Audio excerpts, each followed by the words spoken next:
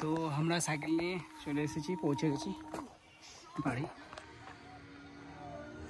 এটা ওনার বাড়ি, আর ওনার ব্যাপারে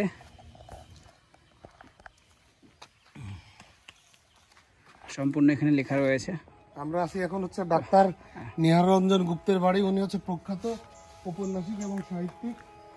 উনি 1911 সালে জন্মগ্রহণ করে, ঠিক আছে, এই বাংলাদেশে, এবং 1986 সালে কলকাতায় মৃত্যুবরণ করে। মূলত ওনার যেসব উপন্যাস লেখালেখি এর কারণে উনি বাংলাদেশ এবং কলকাতা অনেক বেশি, হ্যাঁ, অনেক বেশি হচ্ছে সমর্থিত। এই হচ্ছে ওনার পৈতৃক নিবাস। এই হচ্ছে এইটা মূলত হচ্ছে এসএম সুলতান প্রতিষ্ঠাতা, মানে ওনার নামে প্রতিষ্ঠিত করে।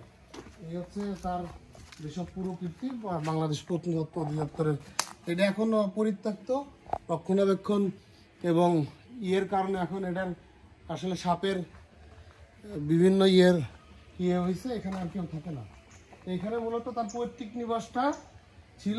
পৈতৃক নিবাসটা পরবর্তীতে এসএম সুলতান বিশ্ববরেণ্য চিত্রশিল্পী, তার তত্ত্বাবধানে এখানে শিশু স্বর্গ প্রতিষ্ঠিত করে।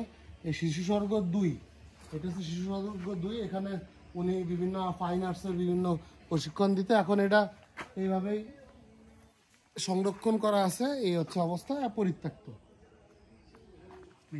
ভিতরে অনেক গাছ আছে, ফলের গাছ, আম গাছ, জাম গাছ, কাঁঠাল গাছ।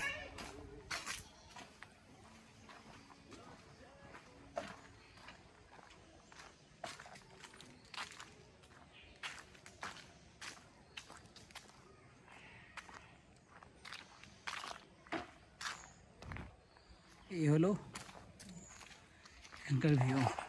এখানে মোটামুটি 100 থেকে 150 রকমের গাছ আছে, আম গাছ, জাম গাছ, কাঁঠাল, লিচু, যত ধরনের ফল ফলালি সব আছে। উপরে এখানে একজন ভদ্র ওই যে ওনা থাকে, ওনা এখানে দেখাশোনার দায়িত্বে আছে। এই হচ্ছে অবস্থা, এই জীর্ণ শীর্ণ এটা মূলত তার পৈতৃক নিবাস ছিল। পৈতৃক নিবাসকে পরবর্তীতে শিশু স্বর্গ 2 এসএম সুলতানের তত্ত্বাবধানে নড়াইল জেলা প্রশাসক এটা দিয়ে দেয়, এবং এটা উনি এখানে ওনার যে ফাইন আর্টসের কার্যক্রমগুলো উনি এখানে পরিচালনা করতো। এই আর কি, এটার নাম পৈতৃক নিবাস, আর এটা শিশু স্বর্গ 2 হিসাবে ব্যবহৃত হয়েছে এসএম সুলতান।